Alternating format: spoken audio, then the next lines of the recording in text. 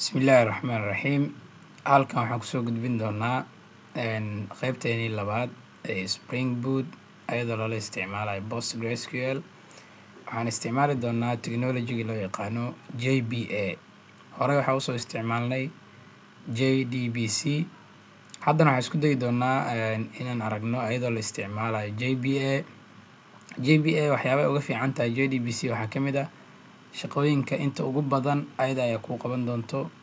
meeshii table haddii ahaan lahayd in la abuuro waxyaabahaas oo dhan ku wareegi meeshii aad qori jirtay. Sidoo kale wuxuu siin doonaa functions aad u fudud oo aad u wacan doonto, kadibna aad u dhiibi doonto xogtii ayaga ayaana shaqadii kuu qaban doona.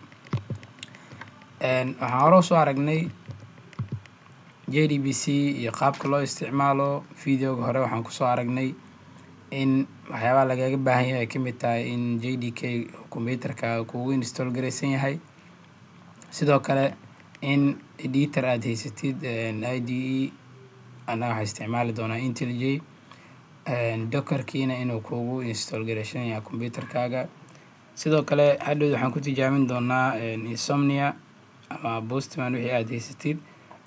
Testing ayaan ku samayn doonaa sida uu noqonayo iyo qaabka kusoo bixi doono markaan dhameyno hadduu Ilaahay idmo. Waxaan ka bilaabi doonaa docker compose.yml projectigeena. Markaan soo abuurno waxaan kusoo dari doonaa filekan. Waxaana ku qori doonaa labadan service inuu noo abuuro containerskooda. Service koowaad waa PostgreSQL, serviceka labaadna waa pgadmin. labadaas service ayaan abuuran doonaa containerskooda. mid kasta wuxuu iska leeyahay magac ayuu leeyahay, sidoo kale username iyo password ayuu iska leeyahay. Databasekaan abuuran doono magaceeda ayadana waa sii sheegi doonaa. Port numberkii oo iska lahaa PostgreSQL by defaultiga u dhaafay.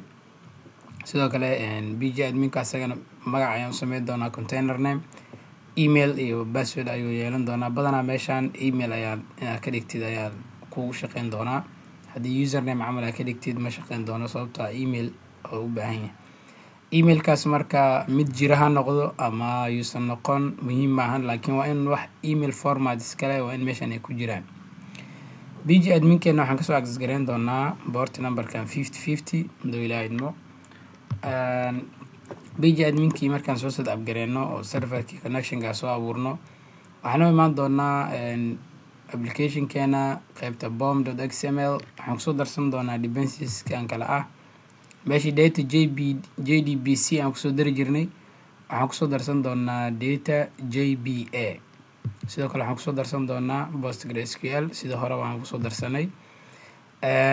markaan kasoo dhammaano pom.xml dependencieskiisa waxaan u imaanaynaa application propertieska. waxaan kusoo darsan doonaa URL-kii, username-kii iyo password-kii iyo driver class name. afartaa marka hore waxaan kusoo aragnay videoga hore. waxaa ku dheeraadna u noqon doono labadan oo ah JBA Hibernate DDL auto update oo ah in aad sheegtid habka teebaladii loo abuuri doono. hadda aniga waxaan ka dhigtay update. waxaad ka dhigan kartaa sidoo kale create update ama create drop ama validate ama none. haddaa ka dhigtid waxba ma dhici doonaan. create haddaan ka dhigana waxaa dhici doono haddii tebalka hore u abuurnaay in drop lagu sameeyo kadib dib loo abuuro mid cusub. update haddaan dhaho way ka bedelan tahay. wuxuu sameyn doonaa haddii tebalka hore uu abuurnaay in wixii ka maqan oo columns uu ku update gareeyo, haddiisan hore u abuurnayn inuu markaas abuuro. create drop micnaheedu waxaa waaye create la mid tahay tebalka hore hadduu jiro waa la tirtiri doonaa, dib waa loo abuuri doonaa. laakiin operationskii markaa ka dhamaysatid maxaa la dhahaa tebalkii waa la drop gareyn doonaa. tusaale badanaa waxaa loo isticmaalaa marka testingka iyo meelahaas in tebalka marka shaqada laga dhameysto kadib la tirtiro asaga dhanba drop lagu sameeyo. validate wuxuu sameyn doonaa Hibernate waxay ku check gareyn doontaa tableskan iyo columnskan hore mu jireen. haddii aysan meesha ku jirin waxaa dhici doono exception. annaga hadda waxaan isticmaali doonaa update oo ah tablekan hadduu hore u jirana wixii dheeraadka ku dar, hadduusan hore u jirinna markaan noo abuur. Hibernate dialectigana u sheegnay waa PostgreSQL dialect oo aan isticmaali doono. labadan xaba ayaa nagu soo ziyaado noqotay videoga hore markaa u fiirsatid. waxaan abuuran doonaa galaas lagu magacaabo customer wuxuu iska leeyahay id iyo name. waxaan rabnaa applicationkeena markii lasoo rangareeyo automatically in table laga abuuro galaaskan oo databaseka lagu abuuro. kuwaan waan naqaanaa waa Lombok constructorkii iyo gedisada ayaa loo sameyn doonaa. sidoo kale meesha waxaan ka hormariyay add entity waxay u sheegi doontaa waa annotation in galaaskan laga dhigi doono table namekiisuna uu yahay customer. id column ayaa laga dhigi doonaa. id waa primary key. sidoo kale generated value aan ka dhigay oo si identity inuu socdo 1 2 3 inuu iska socdo oo aniga aan soo gelin asaga ayaa generate gareyn doono. haddaa ka dhaaftidna adiga ayaa gacantaada kusoo gelin doono. sidoo kale columnkan lagu magacaabo name nullablekiisa waxaan ka dhigay true. micnaheedu waxay tahay marka null wuu noqon karaa. haddii nullablekiisa aan false ka dhigo micnaheedu waxay noqon doontaa not null. unique ayaan u sameyn karaa. length ayaan u sameyn karaa inta xaraf oo lasoo gelin karo. wixii oo dhan annotationskaas ayaa ku suurto gelin doona. hadda si guud marka galaaskeeni customer waxaa laga abuuri doonaa table lagu magacaabo customer.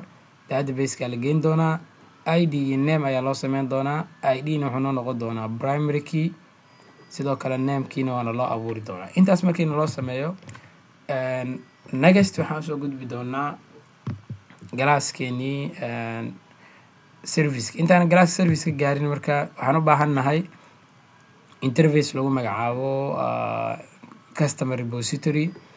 si marka aan customer service u abuurno waa inaan interfacekan soo abuurno. customer repository interface la yiraahdo wax kale dhexdiisa kuma qori doono. kaliya markaan abuurno interfacekan wuxuu soo dhaxli doonaa jba repository interface lagu magacaabo oo spring data jba ayna siisay library-ga noogu jiro. interfacekan marka jba repository wuxuu na siin doonaa ama wuxuu iska leeyahay CRUD operationski. kan hadda abuurno markuu soo dhaxli doonaa create update delete read wixii oo dhan inaan customerkii ku sameyn karno tablekiisii. adiga marka wax ku wariya ma qori doontid asaga ayaa shaqada inta badan kuu qaban doono. annotationkana ka dul marin doontaa si aa u cadeysay in interfacekan repository uu yahay. korkiisa waxaa ku qori doontaa at repository si componentigan loo ogaado in repository uu yahay. markaan repositoryga sameysano oo qaabkan aan u sameyno korkiisa waxaan ku qori doonaa at repository.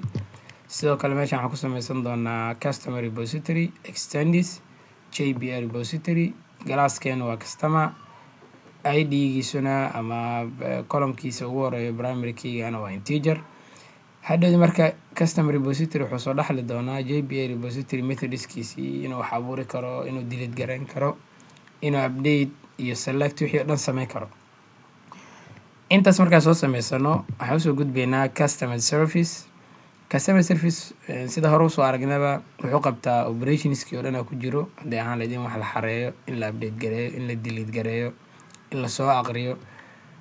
number 1 waxaan ka bilaabi doonaa customer service gudihiisa. markaan soo galno waxaan object reference variable ka abuuran doonaa galaaskeeni interfacekeeni lagu magacaabay customer repository.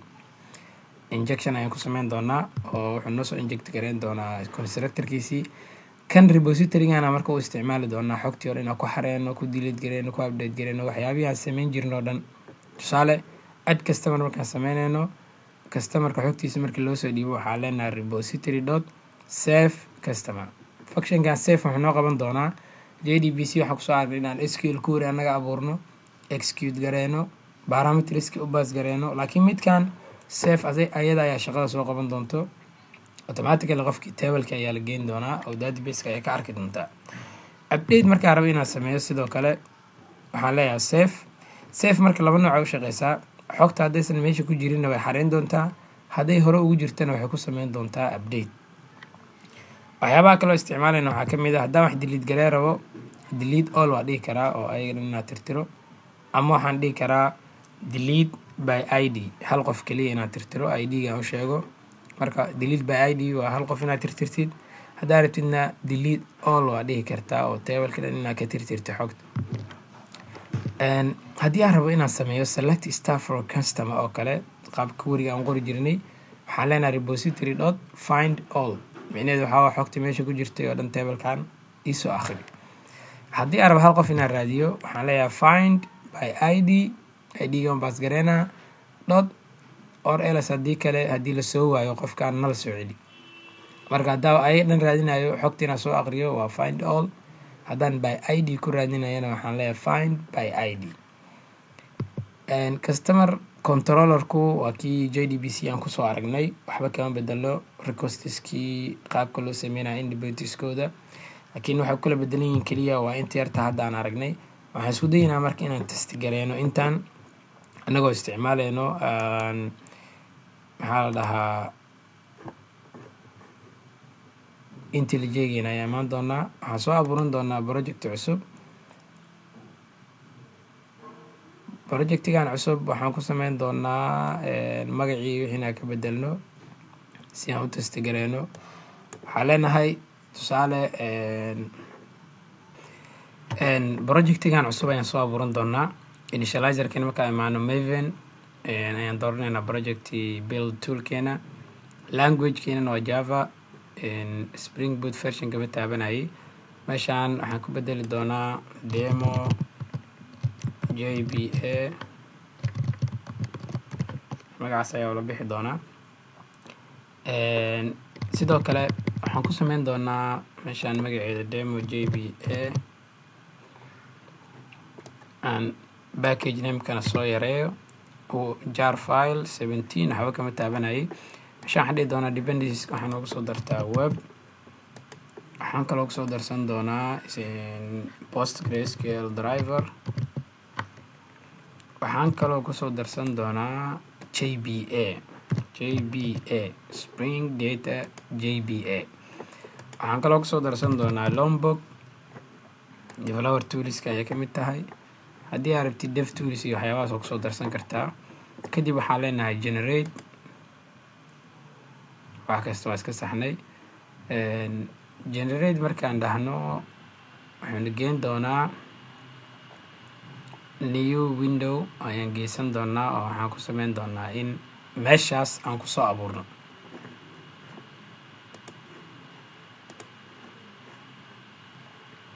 waxaan sameyneynaa marka this window noogu soo abuur ayaan leenahay. meeshaan noogu soo fur. projectigeeni waana loo soo create gareeyey fileskiisii iyo waxyaabihiisii ay hadda soo kacayo. step koowaad aan sameyn doono waxay tahay inaan soo kobiyeysano YML filekeeni wixii ku jiray docker compose aan soo kobiyeysto. waxaa imaan doonaa meeshaan waxaan ku abuuran doonaa file lagu magacaabo docker -compose.yml. magacaas haddii aad ka bedeshid hadhowdii markii aad rangareyn maagtid ma soo heli doono magacaas. wuxuu ku dhihi doonaa filekan meesha kuma jiro. postgre container waxaan bixineynaa containerkeena waxaan u bixineynaa magacan JBA. kan kalena waxaan u bixineynaa JBA. usernameka root ha iska ahaado root. database-kana waxaan u bixineynaa database namekeena database-ka waxaan ooga dhigtaa YouTube DB ama YouTube database. shuria@gmail.com iyo usernameka iyo passwordka. emailka sidiisa u dhaafi doonaa. boorti numberkana sidiisaan ku dhaafi doonaa. hadda haddii aan rangareemaayo inta waan ka rangarey karaa. haddaan rabana waxaan ka rangareyn karaa terminalka. si marka inta aad uga rangareysid waxaa u baahan tahay inaad kusoo darsatid pluginska aad kusoo darsanaysid. waxaa kamid ah mid lagu magacaabo docker. kan haddii aad kusoo darsatid wuxuu sameyn doonaa in aad meeshan ka rangareyn kartid adigoo wax terminala ama command aadan qorin. haddaa rabtidna waxaad dhihi kartaa qaybta commandiga intaa imaadid inaad qortid commandigi. waxaad dhihi kartaa docker compose up-d. haddii wax kasta ku saxan yihiin wuxuu sameyn doonaa inuu abuuro projectigii. haddii meeshaan aad kasoo fiirisid waa la abuuray demo JBA YouTube. labadii serviceba containerskoodii waa rangareysan yihiin. boorti numberka iyo waxyaabaha ka isticmaaleysid noo ujeedaa. intaana wax kala sameynin waxaan abuurtay keliya docker compose.yml file. magaca haddii marka sidaan aad ka bedeshid waxaa dhici doonta filekaas inuu aqoon waayo. waxaa u imaaneynaa bg adminkeena, meeshaan aan imaado waxaan soo koobiyeysanaa marka hore emailkan hadhow aan ku geli doono. next step waxaa waaye serverkii connectionka inaan soo abuurno. waxaa leenahay localhost 5050. localhostigeena waxaa waaye 5050. waxaa lagu soo galaa haddaa fiirisid 5050 meeshaan loogu qoran yahay. bg adminka markana kusoo geli doonaa 5050 cabaar ayuu wareegi doonaa. intuu wareegayo marka waxaan u baahannahay inaan kusoo galno emailkan iyo passwordkan, kadib connectionkii ama serverkii inaan abuurno. waxaan kusoo gelaynaa emailkan iyo passwordkan oo ah root. email kale iyo password kale kuma soo geli kartid. serveriska ma abuurno hadda. waxaa leenahay register server. serverkeena waxaa bixinaynaa jba youtube server namekeeni. connectionkan waxaan sameynaynaa postgres. usernamekeenu waa root, passwordkanu waa root. kadib waxaa leenahay save. haddii wax kasta ay ku saxan yihiin wuxuu sameyn doonaa inuu kuu abuuro database namekaagana inuu kuu sameeyo waa youtube database. databaseka meeshaan aan kusoo sheegnay databasekeena waxaan kusoo sheegnay koodka dhexdiisa haddaa xasuusatid. databasekeena marka namekiisa waa youtube database. intaas markaan soo sameysano hadda wax tablesa iyo waxyaabo kale nooma abuurno. intaan wax kala abuurin waxaan tegi doonaa qaybta resourceska. waxaan isku dayi doonaa marka inaan configuration soo sameeyo data sourcigi waxyaabahaas. serverkeyga port numberkiisu markasta ugu qabsadaa. waxaan ka dhigi doonaa 3000. kadib waxaan sameyn doonaa configuration inaan u sameeyo data source. waxaa leeyahay marka spring data source url. urlkiisu waa jdbc localhost 5. localhostigeena wuxuu ahay jdbc postgresql localhost 5432 / database namekeenu wuxuu ahay haddaa xusatid waa youtube database. databaseka marka waa kana intaan kusoo koobiyeysanaa database namekeena. kadib waxaan leenahay usernamekii iyo passwordkii aan sheegno. usernameku waa root spring. passwordkeenuna waa root. sidoo kale waxaan sameynaynaa spring data source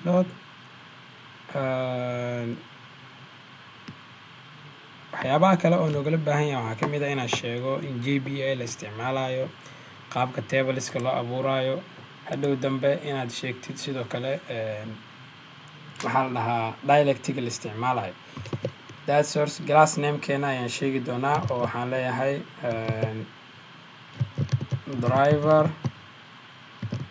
class name equal org.postgresql.driver. meelahan source waa small. aan small ka wada dhigo. intaan markaan sameysano jba waxay kusoo siyaadaya keliya inaan intaan kusoo darno spring jba hibernate ddl auto. qaabka ddl operationska loo fulinayo waxaa leenahay update ka dhig. meeshaan create drop none waxaa rabtaa ka dhigi kartaa. spring jba hibernate propertieska dialectiga markaan dooranayno waxaa leenahay properties.hibernate dialect properties.hibernate dialect. dialectiga waxaa ka dhigtaa dialectiga aan isticmaali doono marka waa org.jba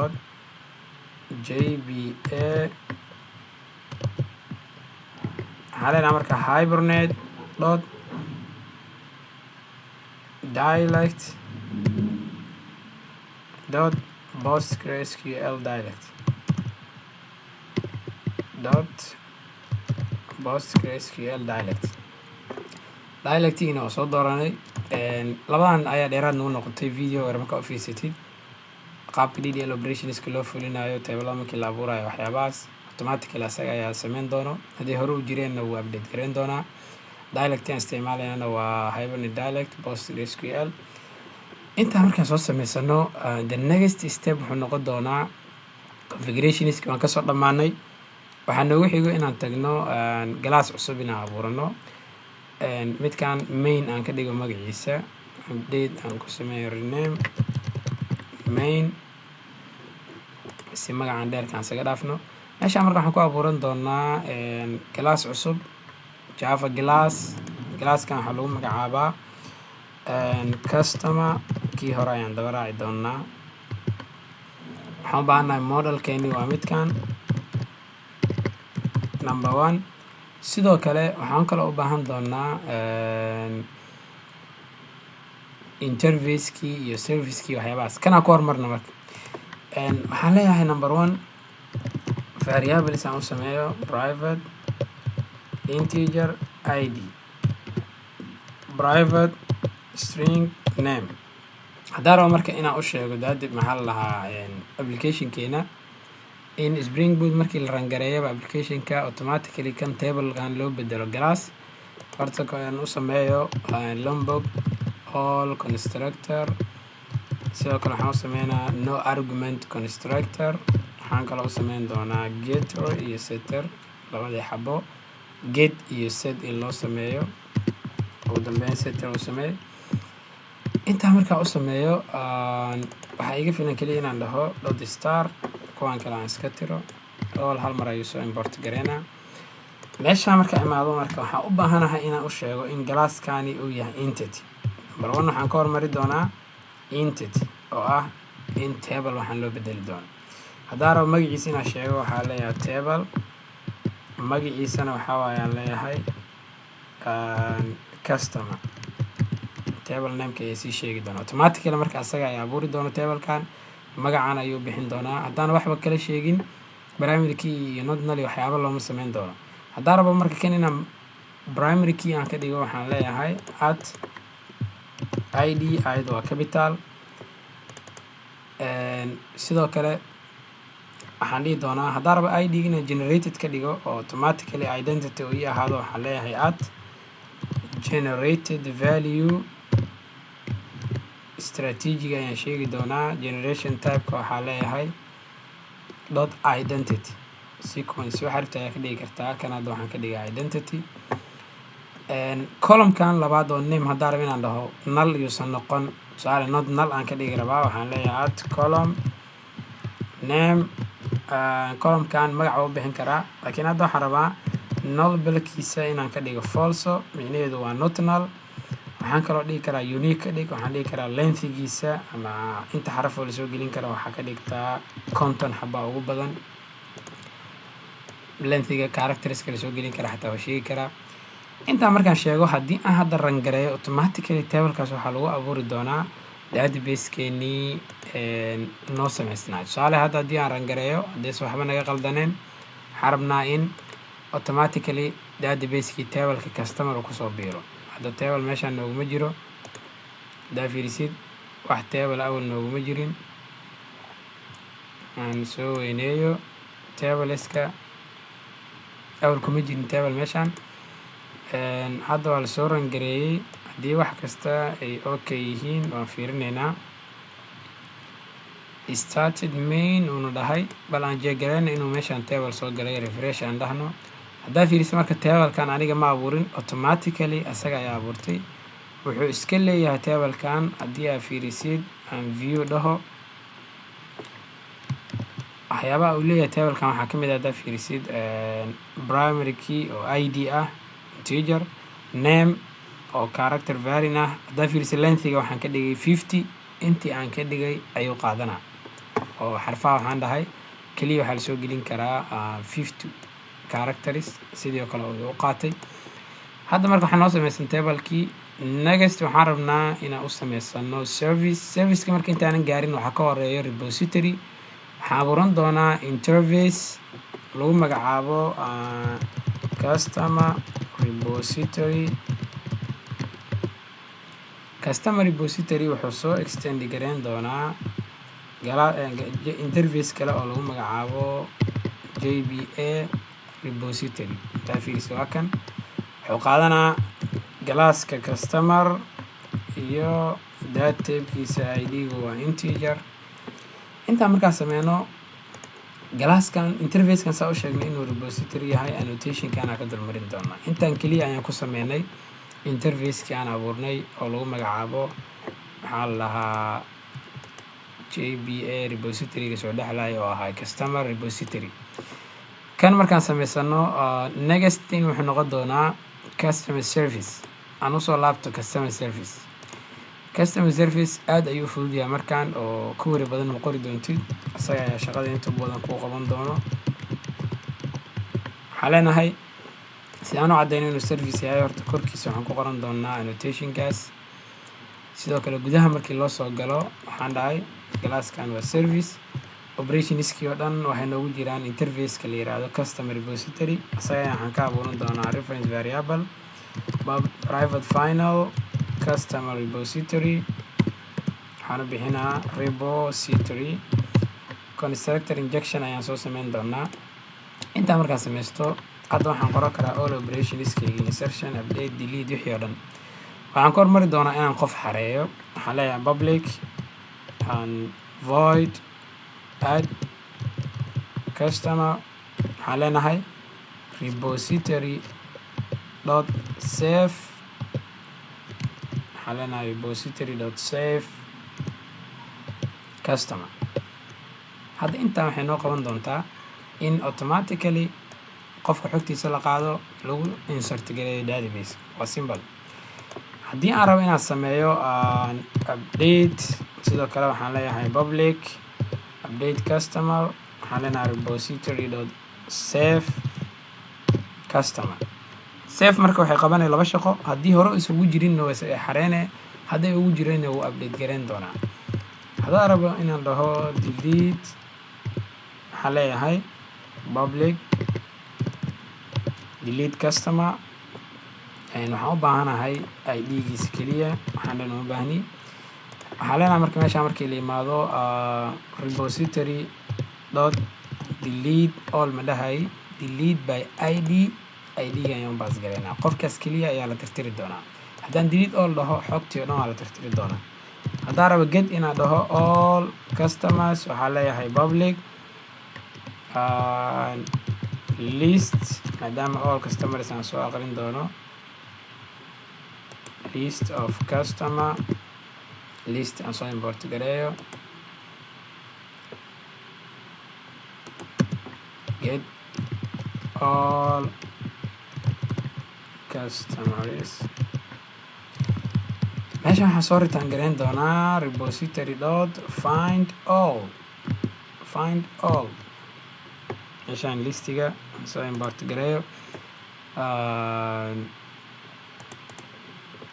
waa soo import gareeyey.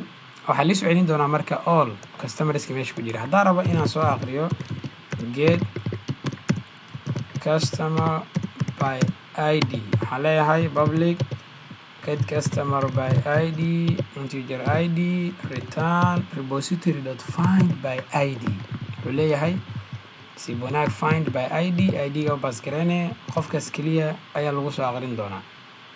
find by ID dot or ls null. haddii kale oo lasoo waayana waxaa soo celisaa null oo faaruq waaye. hadda marka waxaa noo sameysan all operationskeenii oo keliya kusoo koobnay functiono diyaarsan inaan isticmaalno. next waxaa waaye inaan sameysano maxaa la dhahaa controllerkeena marka wax dhib badan maahan, hore nooga soo aragnay. customer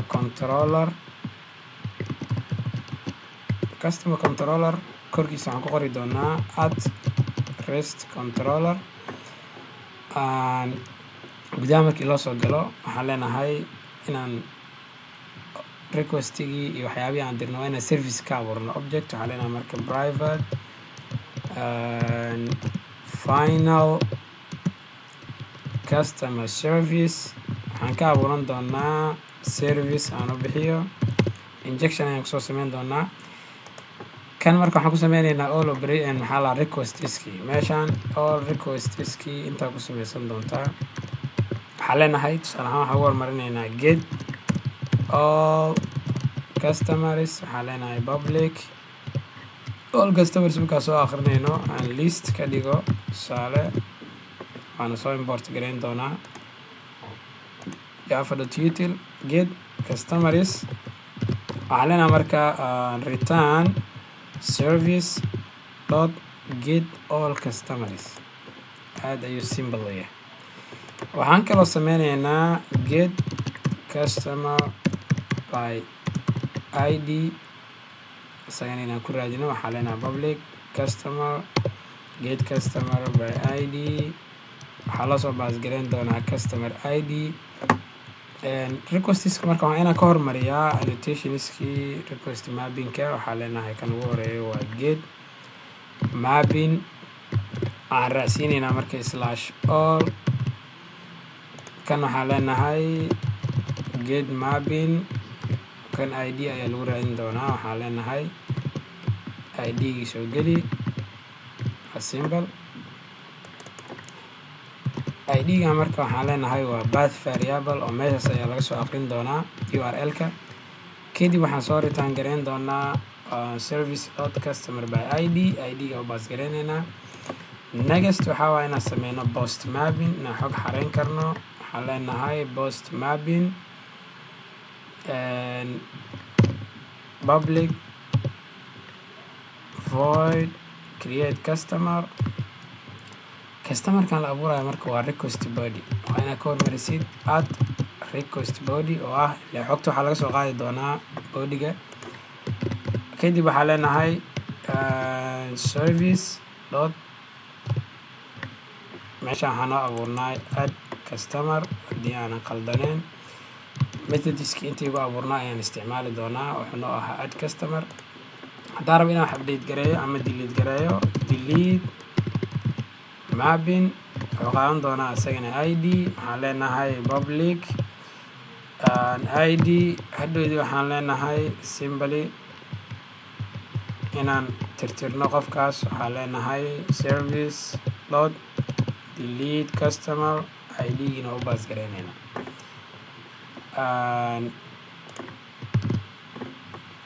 waxaa meeshan dheeraad ku ah bracketkan aan ka reebo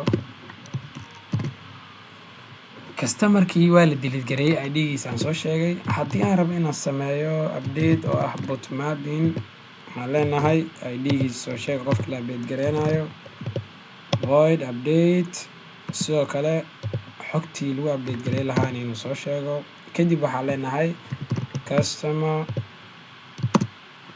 dot set id-giina u baas gareyno kadibna aan dhahno service dot update customerkiina inaan u baas gareyno intaa haddaan sameyno requestiskii oo dhan waa noo dhammaystiran yihiin get post iyo delete iyo bot intiiba hadda applicationkeena waa soo ran gareyneynaa waxaan isku dayi doonaa inaan fiirino insomnia inaan tagno oo aan tijaabino inay saxan yihiin iyo in kale haddaa fiirisa marka applicationka aan ku soo ran gareysmaayo haddii wax kasta ay ku saxan yihiin oo wax error uusan jirin meesha ugu hooseysa wuxuu ku keeni doonaa mainkii waa la start gareeyey haddaan mainka lasoo start gareen waa meesha applicationkaaga entry pointiga u ah hadhow error ayaa ku haysto waa inaad iska halis tusaale meesha haddaa fiirisid shaqooyinkii oo dhan uu soo qaban doonaa jba dialectigii waxyaabihii oo dhan tomcad serverkeyga boortiga kasoo kici doono kadib wuxuu ka dhigi doonaa started main markaas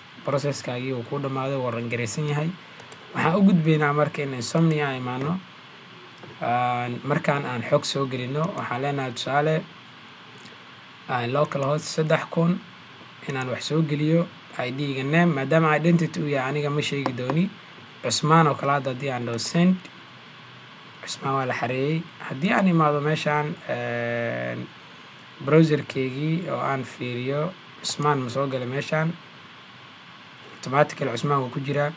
haddaan qof kale kusoo daro tusaale caaisha oo kale aan dhaho post aan dhaho jeedi sidoo kale post sidoo kale aan dhaho khalaf isagana aan dhaho send.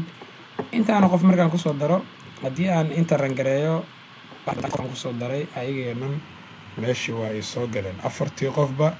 ID-ga marka waa identity asaga iska samaysmi doono. tusaale qofka ugu horeeya cusmaan haddaan rabo inaan ka dhigo cali oo kale waxaan leeyahay bot marka hore aan soo aqriyo ID-yada si aan u arko /all.